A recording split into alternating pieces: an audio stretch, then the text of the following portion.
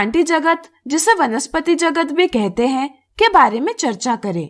इस जगत में सभी स्वपोषी जीव यानी ऑटोट्रोफ्स आते हैं, जो क्लोरोफिल की सहायता से प्रकाश संश्लेषण यानी फोटोसिंथेसिस करते हैं और अपना भोजन स्वयं बनाते हैं।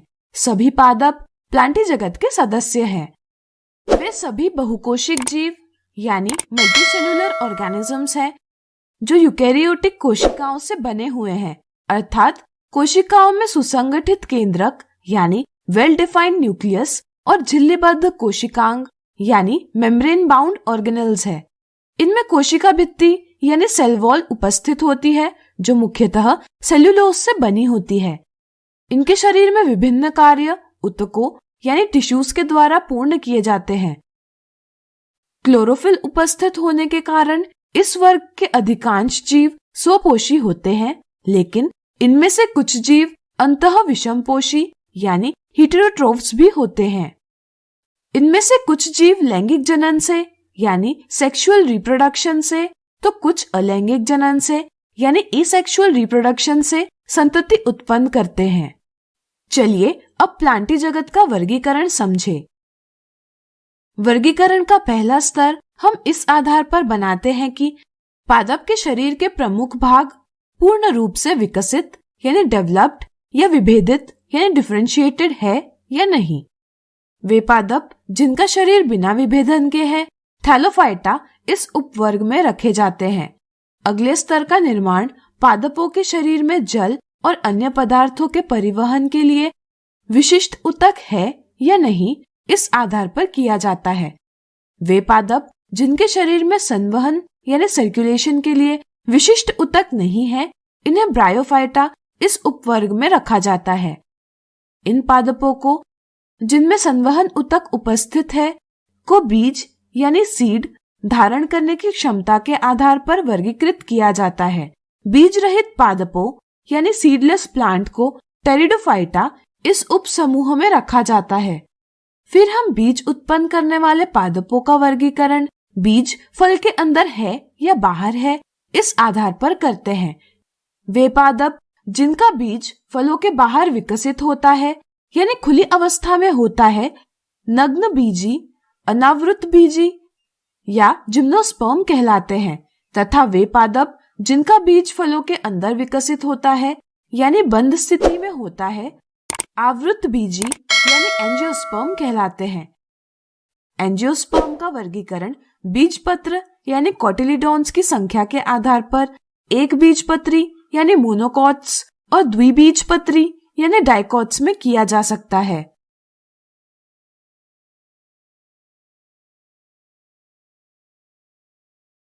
इनमें थैलोफाइटा, ब्रायोफाइटा और टेरिडोफाइटा, इन तीनों समूहों के पादपों में जननांग अप्रत्यक्ष होते हैं तथा इनमें बीज उत्पन्न करने की क्षमता नहीं होती, इसलिए इन्हें क्रिप्टोगैम्स कहते हैं।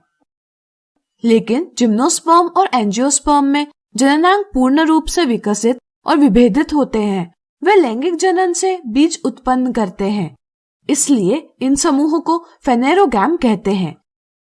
बीज के अंदर भ्रूण तथा खाद्य पदार्थ होता है।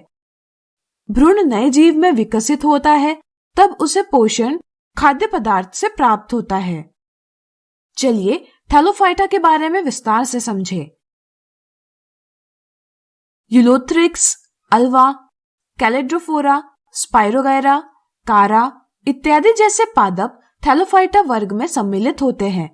इनका आकार भी भिन्न होता है।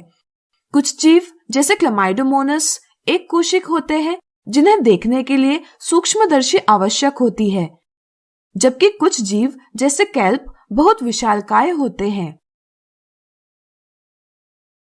इन पादपों की शारीरिक संरचना में विभेदन नहीं पाया जाता, अर्थात इनमें जड़, तना, पत्ते जैसे भाग विकसित नहीं होते। इस वर्ग के सभी पादपों को हम सामान्यतया शैवाल यानी अलगी कहते हैं।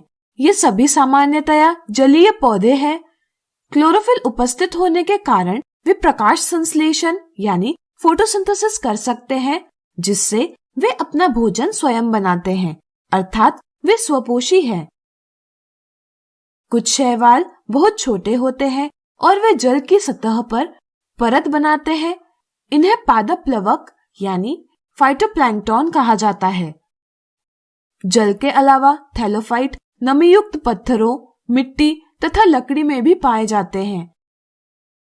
इनमें से कुछ पादप जैसे नीलहरित शैवाल कवकों की कुछ प्रजातियों के साथ स्थायी अंतर संबंध बनाती है, जो दोनों को विभिन्न लाभ देती है। इस संबंध को हम सहजीविता यानी सिम्बायोसिस कहते हैं। इनमें जनन की विभिन्न विधियां देखने मिलती है। स्पायरोगायरा में अलैंगिक जनन विखंडन यानी फ्रैगमेंटेशन विधि से होता है। क्लेमाइडोमोनास में अलैंगिक जनन विभिन्न बीजाणु की उत्पत्ति से होता है, जिन्हें जूस्पोर कहते हैं।